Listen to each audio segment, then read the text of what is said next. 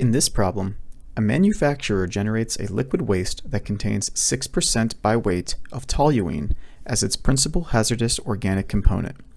The waste has a specific gravity of 0.95. During incineration, 3,000 gallons of the waste are burned in a single batch.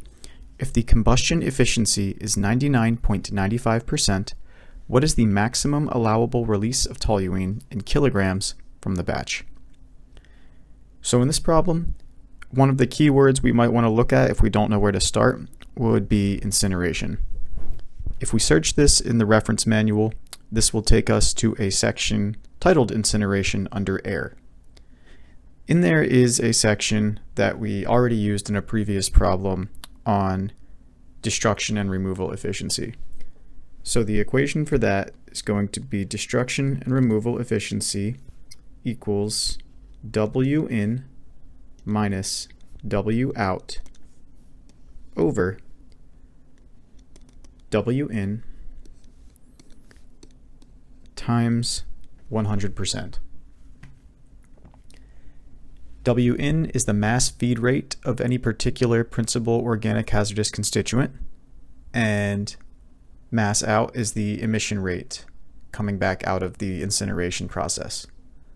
So the first thing we have to do in this problem is find the weight. So in order to find the weight leaving the incineration that is legally allowable, we first have to find the total weight going into the incineration. So we know that 3,000 gallons are burned, and it is a 6% by weight of the component. And we also can see that this waste has a specific gravity of 0.95.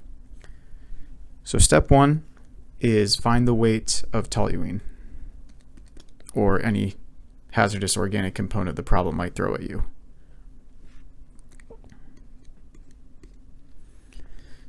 So we have 3,000 gallons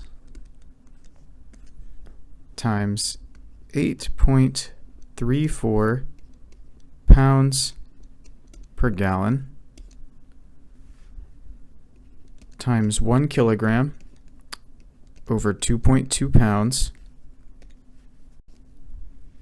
times the specific gravity of 0.95. A note about specific gravity. This provides the mass in kilograms per cubic meter of waste.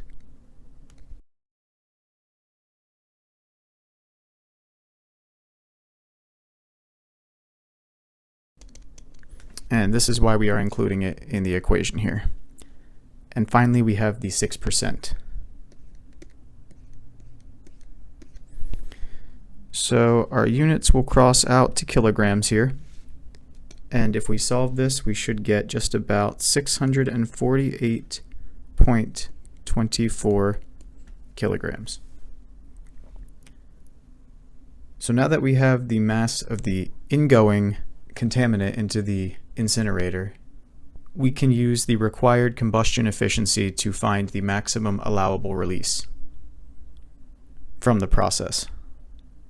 So our required combustion efficiency is 99.95%, and that's going to be equal to our W in of 648.24 kilograms minus W out, which is our unknown, over 648.24 again,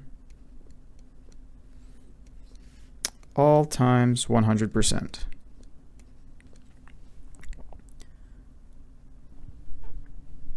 So if we'd like, we can simplify this problem by dividing by 100 to get rid of the percents, and simplifying this to 0.9995 times 648.24 kg equals 648.24 kg minus W out. Simplifying this, we can get W out equals 0.32 kg, which is our second answer over here. So in this problem, we actually do need every number that is provided. There could be cases where you might have believed you didn't need the specific gravity, in which case you might have ended up with one of these other answers here. But that's important to the problem since it helps us convert our mass to a volume, or the other way around. But if you can keep that in mind, that's maybe the only thing that comes close to being a trick in this type of problem. And that's it.